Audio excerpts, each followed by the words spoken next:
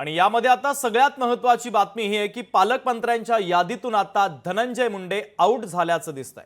बीडमधील सरपंच हत्या प्रकरण त्यांना भोवल्याची चर्चा आता सुरू झाली आहे। बीडचं पालकमंत्रीपद अजित पवारांनी स्वतःकडे ठेवलंय। पंकजा मुंडे यांच्याकडे देखील जालना जिल्ह्याचं पालकमंत्रीपद देण्यात आलं। पंकजा मुंडे यांना देखील बीडचं पालकमंत्रीपद देण्यात आलं नाही। त्यामुळे आता मुंडे बंधू भगिनींना आता बीडचं पालकमंत्रीपद देण्यात आलेलं नाहीये। पालकमंत्र्यांच्या यादीतून धनंजय मुंडे आउट झाल्याचं दिसतंय।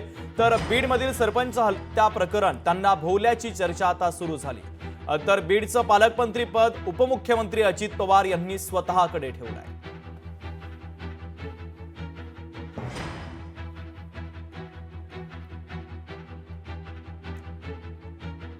तर महत्त्वाची बातमी आपण पाहतोय, पालकमंत्र्यांच्या यादीतून धनंजय मुंडे आउट झाल्याचं दिसतंय। मात्र यानंतर धनंजय मुंडे यांनी एक ट्विट केलं आणि त्या ट्विटमध्ये त्यांनी अजित पवारांचे आभार मानलेले आहेत। ते ट्विट नेमकं काय आहे तेही आपण पाहूया। मला कोणत्या जिल्ह्याच्या पालकमंत्री पदाची जबाबदारी नको अशी माझी विनंतीही मान्य केली।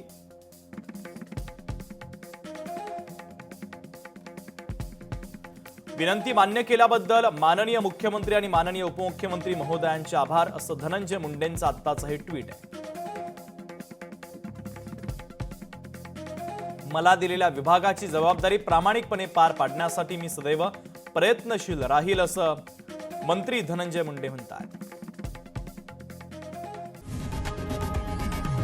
लोकशाही मराठी ऐका, पहा, जागरूक रहा।